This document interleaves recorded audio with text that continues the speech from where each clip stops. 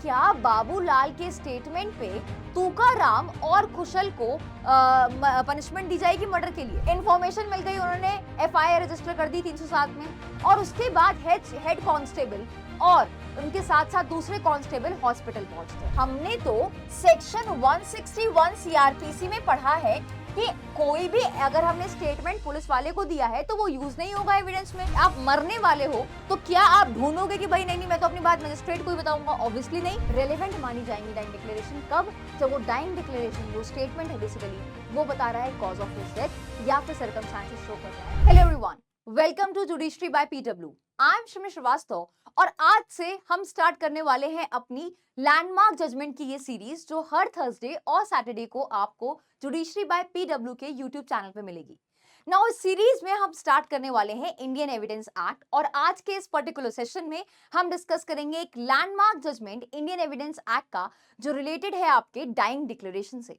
Now dying declaration क्या होता है? नाम ही बता रहा है कि कोई भी व्यक्ति मरने से पहले अगर कुछ कह गया है तो उस स्टेटमेंट को हम डाइंग डिक्लेरेशन कह रहे हैं, लेकिन उसका मरना जरूरी है तभी वो डाइंग डिक्लेरेशन होगा। नाउ इसके क्या एसेंशियल एलिमेंट्स हैं, क्या लीगल प्रोविजन इस पर्टिकुलर केस में इन्वॉल्व था, केस के क्या फैक्ट्स थे, कंटेंशंस क्या थी पार्टीज की, कोर्ट ने क्या हेल्ड किया, ये मामला सुप्रीम कोर्ट तक कैसे पहुंचा, ये सारी चीजें हम आज के इस पर्टिकुलर सेशन में डिस्कस करने वाले हैं।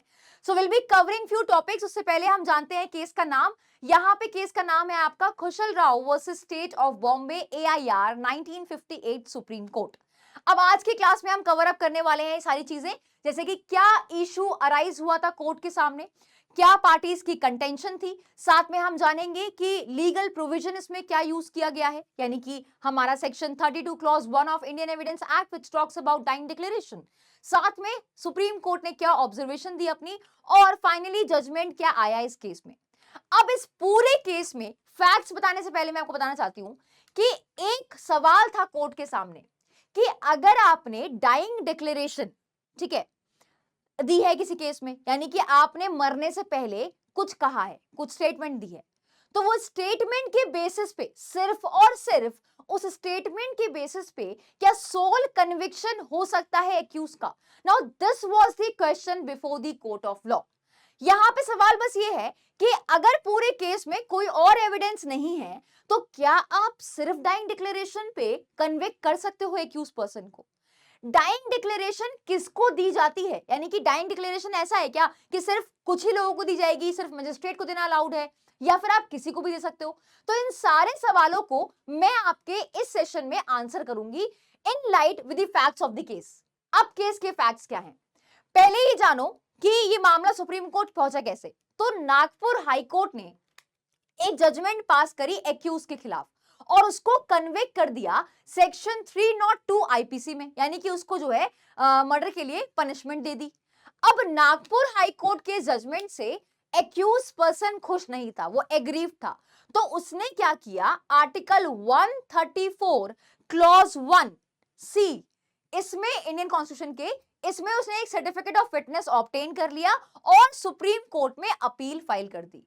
तो इस पर्टिकुलर केस में एक्यूज पर्सन एपिलेंट है और उसने जो है अपील दर्ज करी है सुप्रीम कोर्ट में। इस तरीके से ये मामला बेसिकली सुप्रीम कोर्ट पहुंचा, ठीक है। अब article 134 clause 1 sub clause C में हम डिटेल में नहीं जा रहे हैं, it's just a certificate of fitness कि हाँ ये केस फिट है कि आप जो है सुप्रीम कोर्ट में क्रिमिनल अपील फाइल कर सकते हैं, राइट। अब नागपुर हाई कोर्ट ने 302 में पनिश कर दिया था एक्यूज पर्सन को, बट पनिश क्यों किया था, केस में हुआ क्या था? तो यहां पे एक नागपुर मिल एरिया के दो गुट थे, यानी कि दो ग्रुप्स थे, ठीक है, और वो आपस में एंटी ग्रुप्स थे। अब एक ग्रुप बाबूलाल का था और एक ग्रुप तूकाराम और खुशल राव का था। अब बाबूलाल क्या कर रहे थे, बाबूलाल जो खुशल राव हैं और तूकाराम है, इस एंटी ग्रुप के कुछ मेंबर्स के साथ अपनी फ्रेंडली रिलेशनशिप बिल्ड कर रहे थे, जो खुशल राव को समझ में नहीं आ रही थी। यानी कि खुशल राव कह रहा था कि भाई तुम एंटी ग्रुप के पर्सन हो, तुम मेरे मेंबर से दोस्ती याराना क्यों रख रहे हो? तो उसको ये बात समझ में नहीं आ रही थी। तो खुशल राव ने क्या किया, खुशल राव ने और तूकाराम ने मिलकर अटैक किया किस पे, बाबूलाल पे। अब बाबूलाल ने उन पे जब अटैक हुआ तो उनको हॉस्पिटल ले गए, तो उन्होंने एक स्टेटमेंट दी।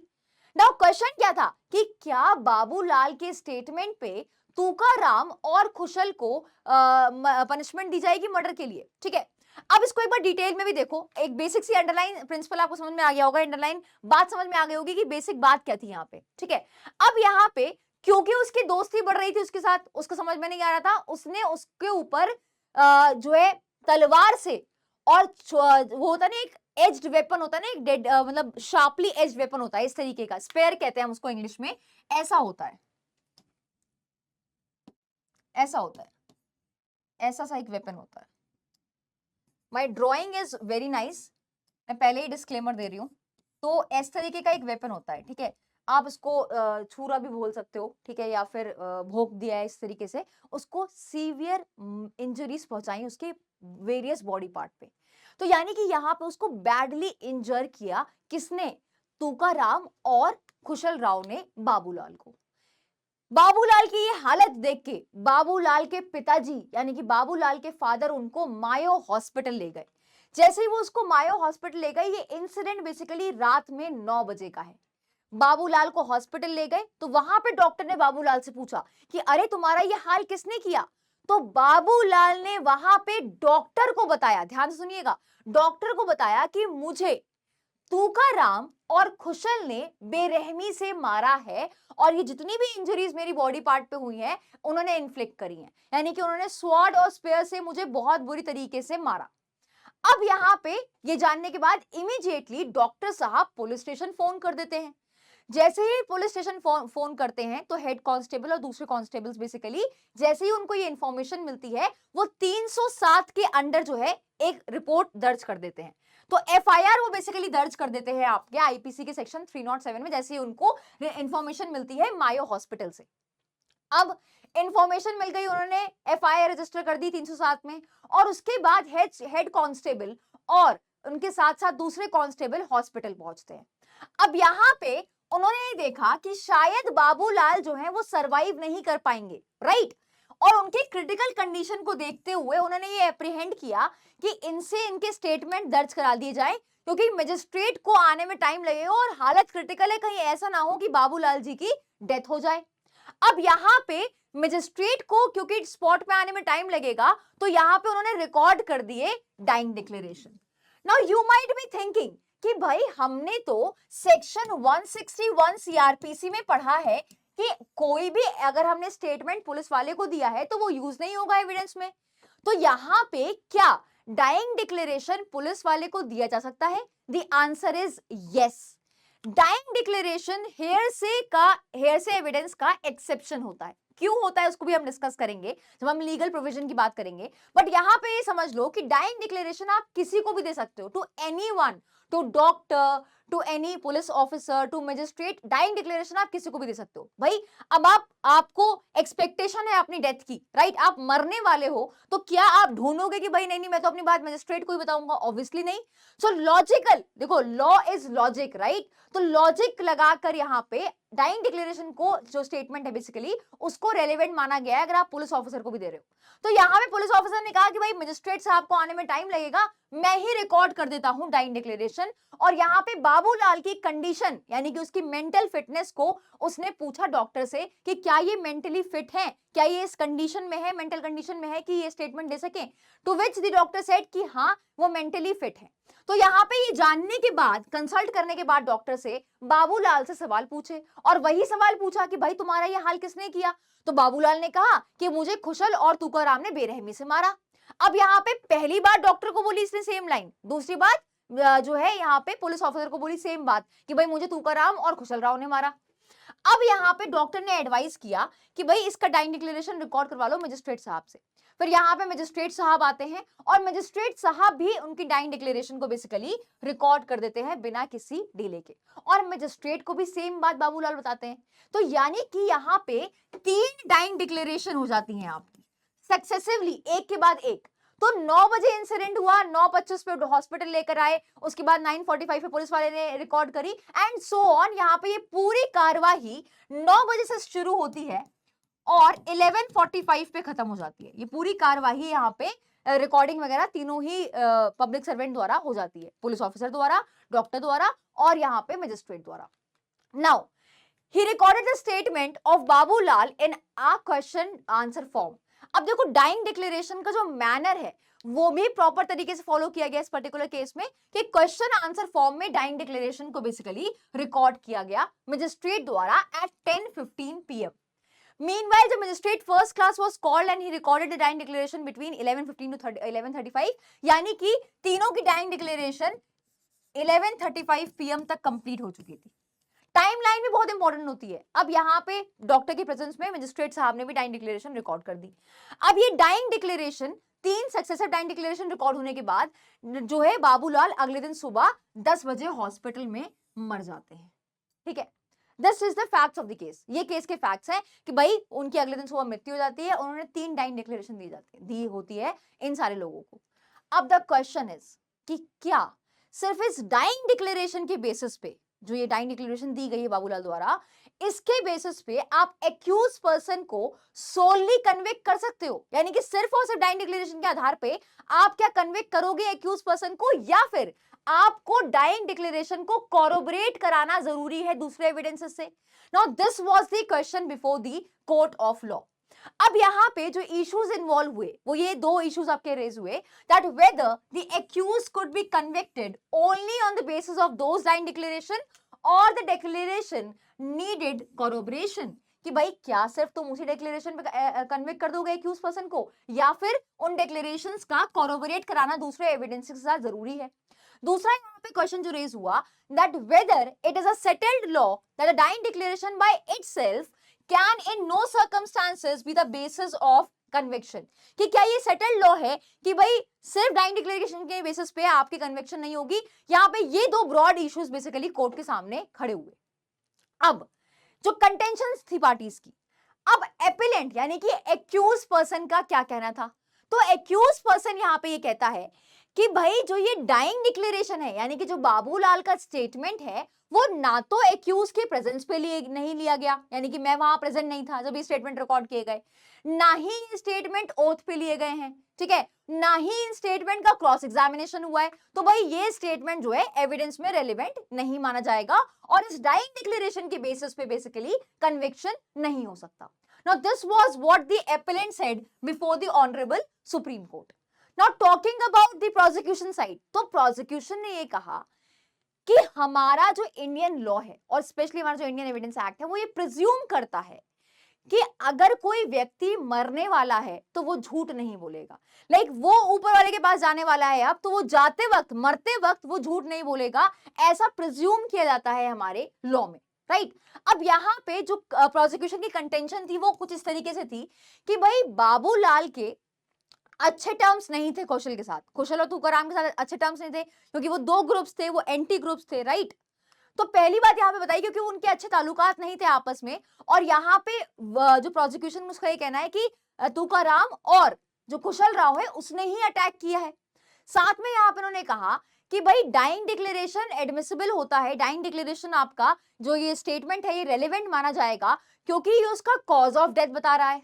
ठीक है, तीसरा यहाँ पे जो प्रोसिक्यूशन की कंटेंशन थी वो ये थी कि प्रोसिक्यूशन ये कहता था कि भाई अगर मान लो तुकाराम और जो कुशल है उसने कुछ नहीं किया तो फिर वो भाग क्यों रहे थे, मतलब फिर वो अब्सकॉन्ड क्यों कर रहे थे?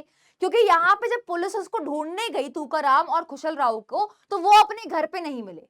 4 दिन बाद उनको अरेस्ट किया गया कुशल राव को, और उसके कुछ दिनों बाद बेसिकली तुकाराम को यहाँ पे अरेस्ट किया गया. तो ये कुछ कंटेंशंस थी आपकी प्रोसिक्यूशन के साइड से. ठीक है, नाउ यहाँ पे जो बेसिकली लीगल प्रोविजन इन्वॉल्व है वो है आपका section number 32 clause 1 which talks about dying declaration. ठीक है, अब मैं डाइंग डिक्लेरेशन की जो आपको यहाँ मैंने पीपीटी में यूज भी किया है, आपको स्टेट जो लैंग्वेज है सेक्शन 32 की वो एक बार मैं पढ़ देती हूँ, बट मैं आपको इसको अपने लैंग्वेज में समझाऊंगी कि डाइंग डिक्लेरेशन का मतलब क्या होता है. पहले इस सेक्शन की लैंग्वेज को पढ़ो, फिर मेरी लैंग्वेज में पढ़ना, और आपको इजीली समझ में आएगा कि डाइंग डिक्लेरेशन का सारे कंसेप्ट आपके क्लियर हो जाएंगे. यहाँ पे कहता है cases in which the statement of relevant fact by person who is dead और can not be found etcetera is relevant. ठीक है, क्या कहता है यहाँ पे कि ऐसे कुछ केसेस बता रखे हैं सेक्शन 32 में जहां पे स्टेटमेंट अगर रेलेवेंट फैक्ट पे दिया गया है, ठीक है, रेलेवेंट फैक्ट पे अगर स्टेटमेंट दिया गया है ऐसे पर्सन ने जो मर गया है या फिर जो मिल नहीं रहा है, तो वो स्टेटमेंट आपके रेलेवेंट होंगे ऐसे फॉलोइंग केसेस में। कब? जब स्टेटमेंट अगर वो रिटन है या फिर वर्बल है, whether the statement is written or verbal of relevant fact made by the person who is dead or cannot be found or who has become incapable of giving evidence or whose attendance cannot be procured without an amount of delay or expense, which under the circumstances of the case appears to the court unreasonable, are themselves relevant fact in the following cases। यहां पे कहता है कि अगर किसी व्यक्ति ने statement दिया है, चाहे वर्बल दिया है चाहे रिटन स्टेटमेंट दिया है, और वो स्टेटमेंट है आपका रेलेवेंट फैक्ट जुड़ा हुआ, ठीक है, रेलेवेंट फैक्ट के संबंध में उसने स्टेटमेंट दिया है और वो पर्सन या तो मर गया है या उसको कोर्ट में लाना नामुमकिन है या वो इनकेपेबल हो गया एविडेंस देने के लिए, या फिर अगर उसको लेकर आएंगे तो बहुत खर्चा होगा या डिले होगा अननेसेसरली, तो ऐसे केसेस में ये स्टेटमेंट आपके रेलेवेंट माने जाएंगे।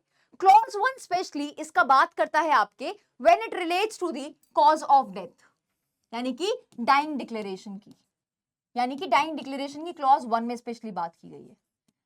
अब यहां पे कह रहा है statement is made by person as to the cause of death और as to any of the circumstances of transaction which resulted into his death. Now in cases in which the cause of that person death comes into the question. अब यहाँ पे जो ये language है ना, ये 32 clause 1 है, उसको मैंने सिंपली आगे बाइफिकेट कर दिया है आपको समझाने के लिए। एक बार पढ़ लो। Such statement are relevant when the person to whom them was or was not at the time when they were made under the expectation of death and whatever may be the nature of the proceeding in which the cause of his death comes into the question। ठीक है, तो ये है आपकी basic section की language, right. अब section 32 कहता क्या है, ये क्या है यहाँ पे, क्या कन्वे करना चाहता है? तो सिंपल सी भाषा में समझो कि डाइंग डिक्लेरेशन एक स्टेटमेंट जो एक मरते हुए व्यक्ति ने दिया है, यानी कि वो उसको एक्सपेक्टेशन है कि वो मरने वाला है, और वो डाइंग डिक्लेरेशन आपका तभी डाइंग डिक्लेरेशन माना जाएगा अंडर सेक्शन 32 क्लॉज 1 जब वो पर्सन मर जाएगा, और जब उसकी डेथ क्वेश्चन में होगी तभी वो आपका डाइंग डिक्लेरेशन रेलेवेंट होगा। तो सबसे पहला पॉइंट क्या आता है यहाँ पे? सबसे पहला पॉइंट ये आता है कि भाई वो जो स्टेटमेंट उसने दिया है वो स्टेटमेंट आपका रिलेट करता है रेलेवेंट फैक्ट से, यानी कि स्टेटमेंट है वो रेलेवेंट फैक्ट पे है, ठीक है, वो रेलेवेंट फैक्ट से जुड़ा हुआ है। तब वो स्टेटमेंट जो है वो रेलेवेंट फैक्ट से जुड़ा हुआ है, तो वो कब रेलेवेंट होगा? वो तब रेलेवेंट होगा जब वो व्यक्ति मर जाएगा जिसने स्टेटमेंट दिया है। अब एक एग्जाम्पल है यहाँ पे कि फॉर एग्जाम्पल ए ने बी को मारा। अब बी ने यहाँ पे ये स्टेटमेंट दिया है ए किल्ड मी, बी ने स्टेटमेंट दिया है कि भाई ए ने मुझे मारा। Now the statement relates to relevant fact, भाई ये स्टेटमेंट जो है वो रेलेवेंट फैक्ट हुआ ना, रेलेवेंट फैक्ट पे स्टेटमेंट दिया गया है यहाँ पे, तो ये स्टेटमेंट आपका रेलेवेंट होगा तब जब यहाँ पे बी की डेथ हो जाएगी, जब यहाँ पे बी की डेथ हो जाएगी तभी ये स्टेटमेंट रेलेवेंट होगा और तभी ये स्टेटमेंट आपका डाइंग डिक्लेरेशन कहलाएगा। नाउ मान लो फॉर एग्जाम्पल ए ने बी को मारा और यहाँ पे बी को एक हॉस्पिटल ले गए, अच्छे हॉस्पिटल ले गए, वहां पे बी जो है वो सरवाइव कर गया, बी सरवाइव कर गया, वो नहीं मरा, तो उस पर्टिकुलर केस में ये स्टेटमेंट का क्या होगा जो बी ने दिया है कि ए किल्ड मी? तो फिर स्टेटमेंट को आप किसी इंडियन एविडेंस एक्ट के दूसरे सेक्शन में यूज कर सकते हो, सेक्शन 6 में यूज कर सकते हो forming the part of same transaction, section 8 explanation number 1 में यूज कर सकते हो, रिफ्रेश कराने के लिए मेमोरी आप इस्तेमाल कर सकते हो, कोरोबरेट कराने के लिए इस्तेमाल कर सकते हो इस स्टेटमेंट को, ठीक है, कॉन्ट्रडिक्ट कराने के लिए इस्तेमाल कर सकते हो उस स्टेटमेंट को। तो ये स्टेटमेंट आपका डाइंग डिक्लेरेशन नहीं कहलाएगा अगर बी सरवाइव कर जाता है। तो डाइंग डिक्लेरेशन में आने के लिए उस व्यक्ति ने जिसने स्टेटमेंट दिया उसका मरना जरूरी है। तो यहां पे अगर ए किल्ड बी और बी ये कहता है कि ए ने मुझे मारा, तो बी का मरना जरूरी है, तभी वो स्टेटमेंट 32 क्लॉज 1 में फॉल करेगा इंडियन एविडेंस एक्ट के, और तभी वो डाइंग डिक्लेरेशन कहलाएगा। Clear? I hope it is clear. अगर नहीं मरता है तो वो रेलिवेंट होगा इन दूसरे प्रोविजंस में इंडियन एविडेंस एक्ट के। नाउ यहाँ पे पहला पॉइंट हमने क्या लर्न किया सेक्शन 32 के रिस्पेक्ट में कि स्टेटमेंट है वो रेलेवेंट फैक्ट से जुड़ा हुआ, ठीक है। अब now statement of relevant fact का स्टेटमेंट है relevant if made by the person who is dead, और यहाँ पे वो जो स्टेटमेंट है ना उसका वो रिलेट करता है उसके कॉज ऑफ डेथ से, यानी कि वो जो स्टेटमेंट उसने दिया है वो उसके मरने का कारण बता रहा है, कॉज ऑफ हिज डेथ। उस स्टेटमेंट से हमें क्या पता चल रहा है कि भाई उसके मरने का कारण क्या था, उसकी मृत्यु का कारण क्या था, ये हमें बता रहा है वो स्टेटमेंट, ठीक है। या फिर वो स्टेटमेंट बेसिकली ऐसे हालात बता रहा है, ऐसे सर्कमस्टांसेस बता रहा है जिन सर्कमस्टांसेस में उसकी डेथ हुई है, ठीक है। तो circumstances of transaction which resulted into his death, वो यहां पे बताया जा रहा है। तो तभी आपका ये स्टेटमेंट बेसिकली रेलेवेंट होगा और वो आपका डाइंग डिक्लेरेशन कहलाएगा, ठीक है। तो सिंपल से क्या है कि स्टेटमेंट है आपके रेलेवेंट फैक्ट का। अब वो स्टेटमेंट क्या शो कर रहा है, क्या दर्शा रहा है, दो चीजें बता रहा है। पहला कि भाई कॉज ऑफ हिज डेथ, उसके मरने का कारण क्या है, उसकी मृत्यु का कारण क्या है, और दूसरा circumstances of transaction. Circumstances of transaction यानी कि किन हालातों में उसकी मृत्यु हुई है, ठीक है। नाउ डाइंग डिक्लेरेशन आपका क्या कहते हैं रेलेवेंट होगा तब जब उसकी डेथ, जिस पर्सन ने ये स्टेटमेंट दिया है, जब उसकी डेथ क्वेश्चन में होगी। Now this is the third important point यहाँ पे कि डाइंग डिक्लेरेशन तभी रेलेवेंट होगा जब उसकी डेथ बेसिकली क्वेश्चन में होगी। नाउ आपने सुना होगा कि इंडियन एविडेंस एक्ट में हेयरसे एविडेंस जो है एक वीक पीस ऑफ एविडेंस माना जाता है। हेयरसे एविडेंस क्या है, सुनी सुनाई बात को हम नहीं मानते कोर्ट में, ठीक है, it's a very weak piece of evidence, right. लेकिन डाइंग डिक्लेरेशन इसका एक्सेप्शन है।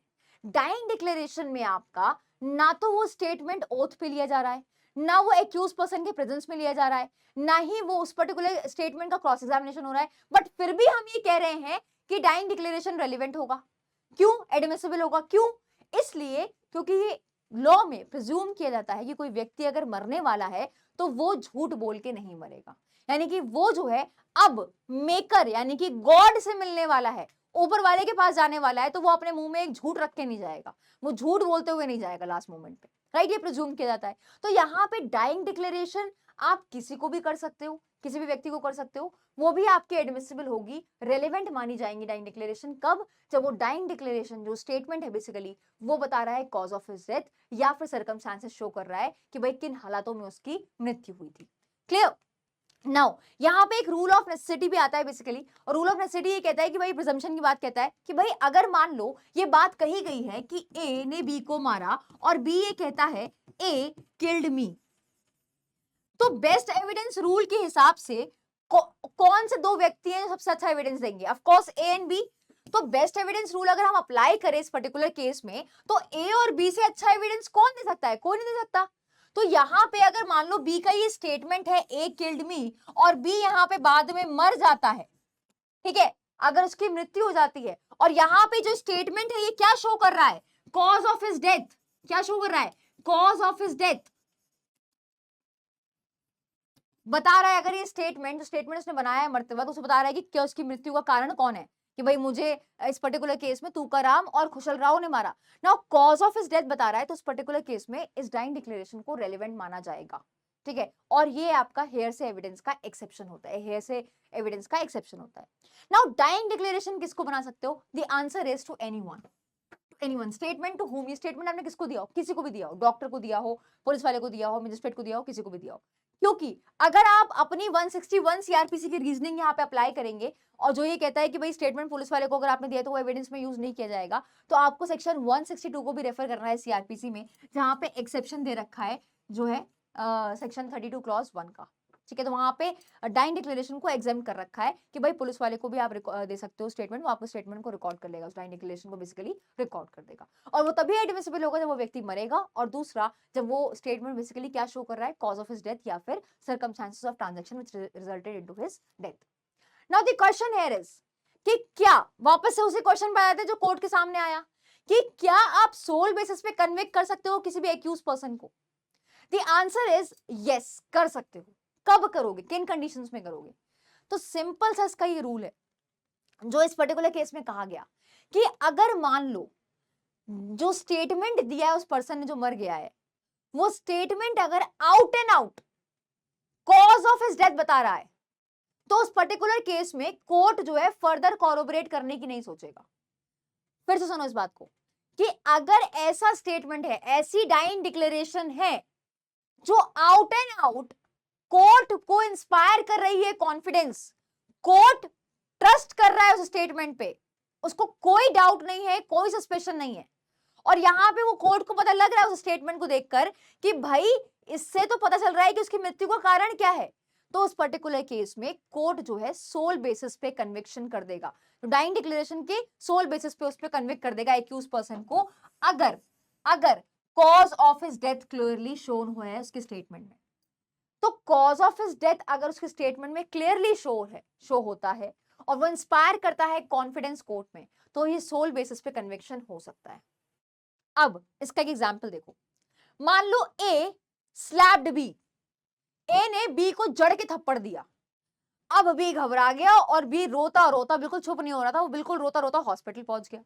अब जैसे ही वो हॉस्पिटल पहुंचा तो डॉक्टर ने उससे पूछा कि बेटा क्यों रो रहे हो, क्या बात है। तो यहां पे बी ने कहा कि ए स्लैप्ड मी, ये स्टेटमेंट दिया कि ए ने मुझे थप्पड़ मारा। अब डॉक्टर क्या ही कहता है, डॉक्टर उसको हाँ हाँ बहुत तेज मार दिया, और उसका एक कंप्लेन था कि मेरा गाल सूज गया है और मेरे बहुत दर्द हो रहा है। तो यहाँ पे जो स्टेटमेंट दिया उसने कि ए स्लैप्ड मी, इसके बाद डॉक्टर ने नर्स को कहा कि इसको एक इंजेक्शन दे दो दर्द का। अब नर्स ने यहाँ पे क्या किया कि उसने यूज सीरेंज से उसको एक इंजेक्शन दे दिया, यानी कि उससे ऑलरेडी पहले किसी और को इंजेक्शन लगाया था, फिर उसको उसी से यहाँ पे बी को इंजेक्शन दे दिया दर्द का। अब जिसकी वजह से बी को इन्फेक्शन हो गया और बी जो है बेसिकली मर गया, बी जो है वो मर गया। नाउ यू टेल मी कि जो ये स्टेटमेंट है ए स्लैप्ड मी, क्या ये डाइंग डिक्लेरेशन होगा? क्या ये डाइंग डिक्लेरेशन होगा? द आंसर इज नो, ये डाइंग डिक्लेरेशन नहीं है। क्यों? क्योंकि ये कॉज ऑफ डेथ नहीं बता रहा है, ये कॉज ऑफ डेथ नहीं बता रहा। भाई उसने थप्पड़ मारा, ये उसके मरने का कारण थोड़ी है। नर्स ने गलत इंजेक्शन दिया, यू सीरेंज से इंजेक्शन दिया, ये उसके मरने का कारण है। तो यहाँ पे जो ये स्टेटमेंट है ए स्लैप्ड मी, ये डाइंग डिक्लेरेशन नहीं होगा। द ओनली रीजन कि ये डाइंग डिक्लेरेशन क्यों नहीं होगा, क्योंकि यहाँ पे ये कॉज ऑफ डेथ शो नहीं कर रहा है, and that is the reason कि ये डाइंग डिक्लेरेशन नहीं माना जाएगा। तो डाइंग डिक्लेरेशन में अगर आपको सोल बेसिस पे कन्विक्ट करना है, डाइंग डिक्लेरेशन के सोल बेसिस पे कन्विक्ट करना है, तो इस पर्टिकुलर केस में अगर वो स्टेटमेंट जो उस व्यक्ति ने दिया है मरने से पहले, वो आउट एंड आउट उसका कॉज ऑफ डेथ बता रहा है, शो कर रहा है, तो उस पर्टिकुलर केस में आप जो है कन्विक्ट कर सकते हो बिना किसी कॉरोबोरेशन के। अब नेक्स्ट आते हैं कि मान लो अगर स्टेटमेंट जो है वो उसमें सस्पेशन है, डाउटफुल है वो, ठीक है, या फिर अगर मान लो सर्कमस्टांसेस बता रहा है या हालात बता रहा है कि किन हालातों में उसकी मृत्यु हुई है, तो उस पर्टिकुलर केस में अगर कोर्ट को इंस्पायर नहीं होता है कॉन्फिडेंस, अगर अगर लगता है कि कोर्ट को नहीं, इसमें कुछ ना कुछ डाउट है या कोर्ट को ट्रस्ट नहीं बन रहा है, तो उस पर्टिकुलर केस में कोर्ट जो है उसको कह देगा भाई इस डाइंग डिक्लेरेशन में आपको फर्दर कॉरोबोरेशन कराने की जरूरत है, यानी कि आप दूसरे एविडेंसेस से इस डाइंग डिक्लेरेशन को कॉरोबोरेट कराएं। राइट, तो यही बात यहाँ पे लिखी हुई है, अगर मेयर सस्पेशन होगा, डाउट होगा, तो उस पर्टिकुलर केस में डाइंग डिक्लेरेशन आपका रेलेवेंट नहीं माना जाएगा। ट्रांजैक्शन अगर बता रहा है कि किन हालातों में डेथ हुई है, तो उस पर्टिकुलर केस में उस डाइंग डिक्लेरेशन को आपको क्या करना होता है, कॉरोबोरेट कराना होता है। क्या करना होता है? कॉरोबोरेट कराना होता है। ठीक है, सिंपल सी बात। तो यहाँ पे इस पर्टिकुलर केस में ऑब्जर्वेशन क्या दी सुप्रीम कोर्ट ने, ये मैंने आपको लीगल पॉइंट बता दिए कि डाइंग डिक्लेरेशन के कुछ पॉइंटर्स हैं जो आप अपने अगर नोट्स में लिख लोगे तो आपको एग्जामिनेशन में हेल्प होगी। अब देखते हैं यहाँ पे सुप्रीम कोर्ट ने क्या कहा। यहाँ पे सुप्रीम कोर्ट ने सारे रेलेवेंट प्रोविजंस को एग्जामिन करने के बाद इंडियन एविडेंस एक्ट के और एक और कुछ डिसाइडेड केसेस के व्यूज को देखते हुए यहाँ पे सुप्रीम कोर्ट ने कहा कुछ गाइडलाइंस दी in respect of your reliability and sorry your admissibility and validity of dying declaration, कि भाई कब आपका डाइंग डिक्लेरेशन वैलिड होगा और किन ग्राउंड्स पे आप उसको एडमिसिबल करोगे। नाउ यहाँ पे सबसे जो गाइडलाइंस दी, सबसे पहली गाइडलाइन क्या थी कि it can not be said as an absolute rule of law और रूल ऑफ प्रूडेंस। आप इसको रूल ऑफ लॉ और रूल ऑफ प्रूडेंस नहीं कहेंगे, that the dying declaration cannot form only the basis of conviction of the accused unless the dying declaration is corroborated। आप ऐसा नहीं कहोगे कि जब तक कॉरोबोरेट नहीं कराओगे आप डाइंग डिक्लेरेशन को, तब तक हम उस डाइंग डिक्लेरेशन को नहीं मानेंगे, ऐसा नहीं है। ठीक है, ऐसा नहीं है। यानी कि डाइंग डिक्लेरेशन पे सोल सिर्फ और सिर्फ डाइंग डिक्लेरेशन पे आप जो है कन्विक्ट कर सकते हैं एक्यूज पर्सन को। तो यहाँ पे पहली बात, तो पहली लाइन ही, पहली गाइडलाइन क्या दी कि ये नहीं मानोगे कि डाइंग डिक्लेरेशन को कॉरोबोरेट कराओगे तभी आप कन्विक्ट करोगे, ऐसा नहीं है।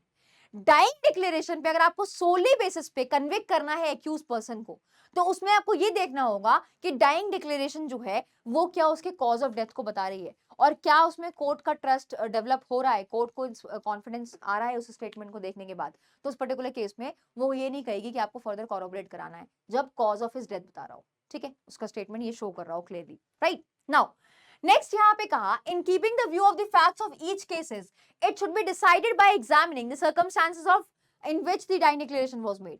यहाँ पे दूसरी गाइडलाइन यहाँ पे ये दी कि भाई अगर मान लो डाइंग डिक्लेरेशन की बात होगी या डाइंग डिक्लेरेशन एडमिसिबल है, रेलेवेंट है, वैलिड है या फिर नहीं, उसकी बात होगी, तो यहाँ पे हमें ये देखना होगा कि डाइंग डिक्लेरेशन किन हालातों में बनाई गई थी, किन सर्कमस्टांसेस में बनाई गई थी, ये भी कोर्ट को एग्जामिन करना है वैलिडिटी चेक करते हुए उस डाइंग डिक्लेरेशन की, राइट। नेक्स्ट यहाँ पे उन्होंने कहा कि dying declaration is a weaker kind of evidence, it can not let down as a general principle. आप इसको जनरल प्रिंसिपल की तरह लेट डाउन नहीं कर सकते। यहाँ पे ये कहा कि dying declaration has to be जज in context of surrounding circumstances. तो जब भी आपके सामने डाइंग डिक्लेरेशन आएगा ना, तो उसके सराउंडिंग सर्कमस्टांसेस को भी आपको चेक करना पड़ेगा एंड अलोंग विद दैट आपको जो दूसरे प्रिंसिपल्स हैं एविडेंस के, जिससे आप वे करते हो एविडेंस को, आप जो है साक्ष्य का आपको वे करते हो ना उसको कि भाई रिलायबल है या नहीं है, टेस्ट वर्दी है या ट्रस्ट वर्दी है या फिर नहीं है, तो आपको उन प्रिंसिपल्स को भी ध्यान में रखना होगा along with the surrounding circumstances, right. Next यहाँ पे कहा कि dying declaration has to be recorded in question answer form. तो हमारे इस प्रेजेंट केस में भी क्वेश्चन आंसर फॉर्म में रिकॉर्ड किया था मजिस्ट्रेट ने डाइंग डिक्लेरेशन, राइट। तो एक मैनर है यहाँ पे कि आपको उसी मैनर में क्वेश्चन आंसर के फॉर्म में आपको डाइंग डिक्लेरेशन को रिकॉर्ड करना है। नेक्स्ट यहाँ पे guideline the that the court has to keep in view the various circumstances in checking the reliability of dying declaration। अब अगर आप डाइंग डिक्लेरेशन की रिलायबिलिटी की बात करते हो कि भाई कितना रिलायबल है डाइंग डिक्लेरेशन, अगर आपको ये चेक करना है तो आपको उसके साथ साथ दूसरे सर्कमस्टांसेस को देखना होगा। और वो सर्कमस्टांसेस क्या है कि मान लो अगर इंसिडेंट रात में हुआ है तो क्या एप्रोप्रिएट लाइट थी वहां पे, क्या इतनी सफिशिएंट लाइट थी कि यहाँ पे उसने असाइलेंट को पहचान लिया, यानी कि विक्टिम ने असाइलेंट को पहचान लिया, क्या इतनी सफिशिएंट लाइट थी। उन सारे फैक्टर्स को भी आपको कंसीडर करना होगा। Now that there was enough light for the deceased to see his assailant if the crime was committed at night, पहली बात। दूसरा, whether the ability of a man to remember the facts said has not been harmed at the time when he was making the statement by the state of affairs far away from his power। यानी कि यहाँ पे कहता है कि dying declaration जो व्यक्ति दे रहा है, जो बना रहा है, जो स्टेटमेंट बना रहा है, वो स्टेटमेंट किसी और के इन्फ्लुएंस पे तो नहीं दे रहा है। यानी कि आपको जो टाइम, जिस टाइम में डाइंग डिक्लेरेशन रिकॉर्ड हुआ है वो भी नोट करना होगा। तो अगर आपको याद है जब मैं आपको केस के फैक्ट्स बता रही थी, तो यहाँ पे ये वाकया जो है वो 9 बजे रात का है। 9:25 पे उसको हॉस्पिटल लेकर आए और डॉक्टर ने रिकॉर्ड किया। यहाँ पे 10:15 के आसपास पुलिस वाले ने रिकॉर्ड किया, ठीक है। 11:45 तक सब कुछ वाइंड अप हो गया और सिर्फ इसके बीच में, बेसिकली इस टाइम के बीच में मजिस्ट्रेट साहब ने रिकॉर्ड किया। तो बैक टू बैक यहाँ पे रिकॉर्ड किया है। कोर्ट का यहाँ पे कहना है कि कोर्ट जब डाइंग डिक्लेरेशन को चेक करेगी कि वो वैलिड है, रिलायबल है या फिर नहीं, तो वो ये चेक करेगी कि भाई कितने टाइम में वो डाइंग डिक्लेरेशन बनाया गया, कितना टाइम था, क्या कोई एक्सटर्नल इंटरफेरेंस तो नहीं है, कोई बाहर का व्यक्ति उसको बहला फुसला तो नहीं रहा है, उसका माइंड तो नहीं चेंज कर रहा है। यहाँ पे कोर्ट ये भी देखेगी उसकी रिलायबिलिटी को चेक करते वक्त कि भाई क्या उसकी एबिलिटी है कि उसको याद रहे केस के फैक्ट्स कि क्या हुआ था उसके साथ, ठीक है। यानी कि वो मेंटली फिट है या फिर नहीं, ये भी चेक करने को कहता है यहाँ पे कोर्ट कि जब भी आप रिलायबिलिटी की चेक बात करोगे तो आप ये भी देखोगे कि जिस बंदे ने स्टेटमेंट दिया है, डाइंग डिक्लेरेशन दिया है, वो मेंटली फिट है या फिर नहीं। और हमारे केस में बाबूलाल के रिस्पेक्ट में डॉक्टर ने कहा था कि वो मेंटली फिट है स्टेटमेंट देने के लिए। अपार्ट फ्रॉम दैट यहाँ पर उन्होंने कहा कि that if had an separate opportunity to make dying declaration, his statement has been consistent throughout। यानी कि अगर मान लो उसके पास ये अपॉर्चुनिटी थी कि वो अलग अलग लोगों से बात कर रहा है इन केस, तो हर डाइंग डिक्लेरेशन सेम होना चाहिए। और हमारे केस में अपॉर्चुनिटी थी, पहले उसने डॉक्टर को दिया, फिर उसने पुलिस वाले को दिया, फिर उसने मजिस्ट्रेट को दिया, तो यहाँ पे सक्सेसिवली 3 डाइंग डिक्लेरेशन रिकॉर्ड किए। तो कोर्ट का यहाँ पे कहना है कि जब आप रिलायबिलिटी चेक करोगे ना, तो आप ये देखोगे कि वो सारे डाइंग डिक्लेरेशन कंसिस्टेंट हो आपस में। और हमारे केस में उसने हर बार एक ही बात बोली बाबूलाल ने कि मुझे तुकाराम और कुशल राव ने मारा, राइट। तो यहाँ पे कंसिस्टेंट था वो भी, यानी कि डाइंग डिक्लेरेशन रिलायबल है। And the statement was not the result of tutoring by interested party and had been at the earliest opportunity. और यहाँ पे एक और चीज आप चेक करोगे जब डाइंग डिक्लेरेशन आपके सामने आएगी, उसकी रिलायबिलिटी जब आप चेक कर रहे होगे कि भाई क्या अर्लीस्ट अपॉर्चुनिटी पे डाइंग डिक्लेरेशन रिकॉर्ड करी गई है, और दूसरा किसी इंटरेस्टेड पार्टी ने आके बहला फुसला तो नहीं दिया उस पर्सन को तो डाइंग डिक्लेरेशन रिकॉर्ड करवा रहा है अपनी। तो यहाँ पे ये सारे फैक्टर्स, सारे सर्कमस्टांसेस आप चेक करोगे जब आप डाइंग डिक्लेरेशन की रिलायबिलिटी को डिसाइड कर रहे हो, राइट। तो ये गाइडलाइंस बेसिकली यहाँ पे सुप्रीम कोर्ट ने दी। अब यहाँ पे सुप्रीम कोर्ट ने कहा कि अगर मान लो आपको रिलायबिलिटी का टेस्ट पास करना है, ठीक है, डाइंग डिक्लेरेशन को ये जानना है कि डाइंग डिक्लेरेशन रिलायबल है या फिर नहीं है, to pass the test of reliability dying declaration has subjected to very close scrutiny. यहाँ पे उन्होंने कहा कि देखो यार, डाइंग डिक्लेरेशन क्योंकि एक्सेप्शन है हेयरसे एविडेंस का, क्योंकि यहाँ पे कोई भी क्रॉस एग्जामिनेशन नहीं हुआ स्टेटमेंट का, एक्यूज भाई साहब प्रेजेंट थे नहीं यहाँ पे, ठीक है, और साथ में ओथ पे ये स्टेटमेंट रिकॉर्ड नहीं किए गए हैं, तो आपको इसको बहुत ही क्लोजली स्क्रूटनाइज करना होगा इस स्टेटमेंट को। उस पर्टिकुलर स्टेटमेंट की वेरासिटी को टेस्ट करने के लिए आपको बहुत ही ध्यान से कॉशियस होकर कोर्ट को एक्ट करना होगा, क्योंकि बताया गया कि भाई एक्यूज को कोई अपॉर्चुनिटी नहीं है स्टेटमेंट की वेरासिटी को चेक करने के लिए, क्योंकि यहाँ पे कोई आपका क्या कहते हैं ओथ पे स्टेटमेंट नहीं लिए गए हैं। एट द सेम टाइम यहाँ पे जो प्रेजेंट है वो एक्यूज प्रेजेंट नहीं जब स्टेटमेंट रिकॉर्ड किए जा रहे हैं, ठीक है। तो ये सारे फैक्टर्स हैं, उसके बाद भी हम डाइंग डिक्लेरेशन को रेलेवेंट मान रहे हैं, लेकिन उसको हम तब मानेंगे जब यहाँ पे कोर्ट जो है वो उसको क्लोजली स्क्रूटनाइज करेगा कि हाँ वो statement cause of his death बताता है और कोर्ट को पूरा कॉन्फिडेंस आ रहा है उस स्टेटमेंट को देखने के बाद, तभी स्टेटमेंट वो आपका डाइंग डिक्लेरेशन बेसिकली आपका रेलेवेंट होता है। नाउ अगर मान लो ऐसा कोई भी क्वेश्चन नहीं है, अगर मान लो कॉज ऑफ डेथ साफ साफ दिख रहा है, तो उस पर्टिकुलर केस में कोई भी फर्दर कॉरोबोरेशन कराने की जरूरत नहीं है। Now if on the other hand the court after examining the dying declaration, मान लो कोर्ट ने डाइंग डिक्लेरेशन को एग्जामिन किया और उसको थोड़ा डाउट है, वो सस्पिशियस है, ठीक है, तो उस पर्टिकुलर केस में कोर्ट आदेश कर देगा कि भाई आपको इसको फर्दर कॉरोबोरेट कराना है दूसरे एविडेंसेस से। And this is what is written here. यहाँ पे कहता है कि अगर मान लो सारे एक्सपेक्ट से, सारे सर्कमस्टांसेस से डाइंग डिक्लेरेशन को चेक किया, एग्जामिन किया, ठीक है, टेस्टिंग हिज वेरासिटी, और इस कंक्लूजन पे आए कि वो रिलायबल नहीं है, वो डाइंग डिक्लेरेशन बेसिकली रिलायबल नहीं है, and it suffers from infirmity, यानी कि वो वीक है, वो जो स्टेटमेंट है डाइंग डिक्लेरेशन जो बेसिकली है वो बहुत ही ज्यादा वीक है, तो इस पर्टिकुलर केस में कोर्ट आपको आदेश दे देगा कि भाई आप इसको फर्दर कॉरोबोरेट कराओ दूसरे एविडेंसेस से, अगर उसमें इनहेरेंट वीकनेस है उस डाइंग डिक्लेरेशन में तो, राइट। नाउ जजमेंट यहाँ पे कोर्ट ने क्या दिया, तो ये तो कोर्ट ने बेसिकली ऑब्जर्व किया और आपकी गाइडलाइंस दी in respect of validity and reliability of dying declaration.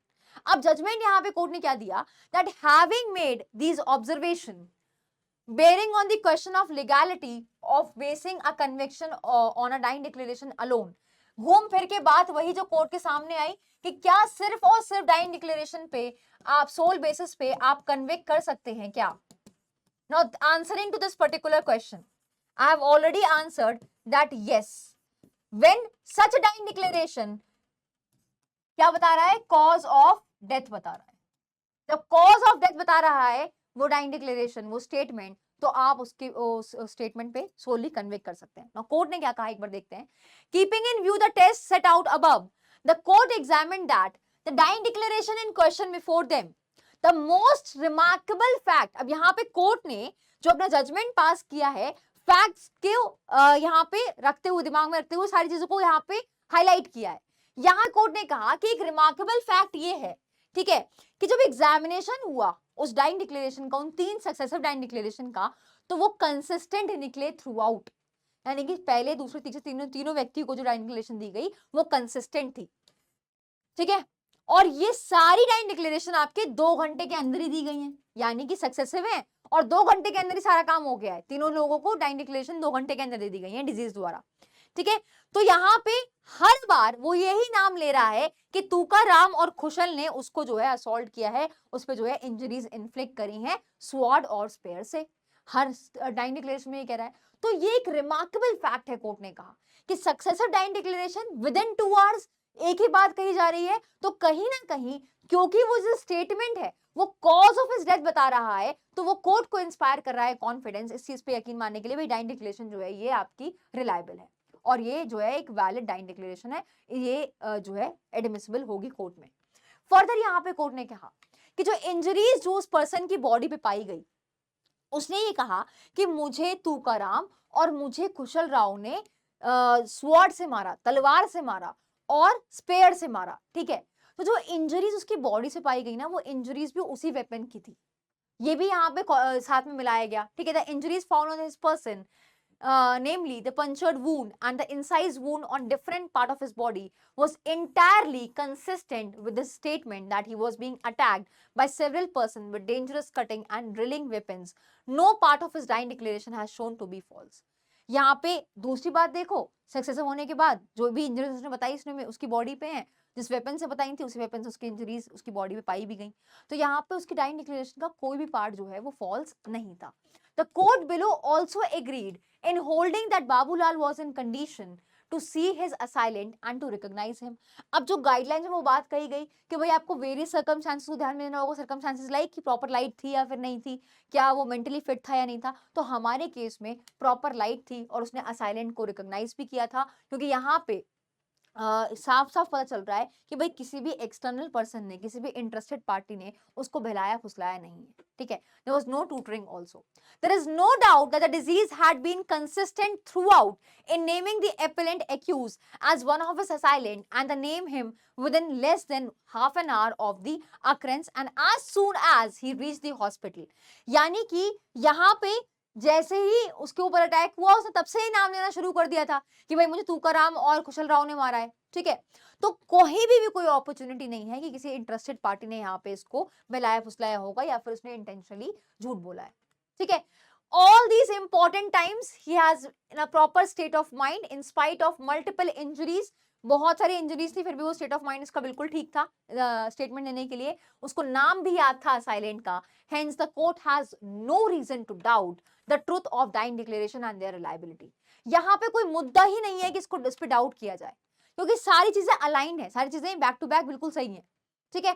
तो यहाँ पे डाइंग डिक्लेरेशन पे डाउट करने का कोई भी स्कोप नहीं है और ये डाइंग डिक्लेरेशन पे जो रिलायबिलिटी का टेस्ट है वो भी ये डाइंग डिक्लेरेशन बेसिकली पास करता है। The court also had no doubt from the legal and the practical point of view dying declaration Babulal की are sufficient to sustain the appellant conviction for murder. और यहाँ पे जो ये डाइंग डिक्लेरेशन है ये सफिशिएंट है। तो एक्यूज की जो ये अपील दर्ज करनी थी उसने सुप्रीम कोर्ट में, इस अपील को डिसमिस कर दिया सुप्रीम कोर्ट ने, यहाँ पे इस अपील को बेसिकली खारिज कर दिया गया, राइट। सो ये था पूरा case. I hope you have understood it well. Now dying declaration के बारे में आई होप सब कुछ क्लियर हो गया होगा। कुछ मैं इसको समराइज करना चाहती हूँ पॉइंट में। तो डाइंग डिक्लेरेशन आप किसी भी व्यक्ति को दे सकते हैं, चाहे वो पुलिस ऑफिसर हो, चाहे वो आपका डॉक्टर हो या फिर मजिस्ट्रेट हो। यहाँ पे डाइंग डिक्लेरेशन अगर आपने स्टेटमेंट दिया है, statement of relevant fact which shows the cause of his death, जो कॉज ऑफ हिज डेथ बता रहा है, मौत का कारण बता रहा है या फिर हालात बता रहा है कि किन हालात में उसकी मृत्यु हुई है, ठीक है। और उस व्यक्ति का मरना जरूरी है, जिस व्यक्ति ने स्टेटमेंट दिया उसका मरना जरूरी है। वो स्टेटमेंट जो है अगर वो ये शो कर रहा है कि कॉज ऑफ डेथ बता रहा है उसके या फिर सर्कमस्टांसेस बता रहा है, तो वो डाइंग डिक्लेरेशन आपकी रेलेवेंट होगी अंडर सेक्शन 32 क्लॉज 1।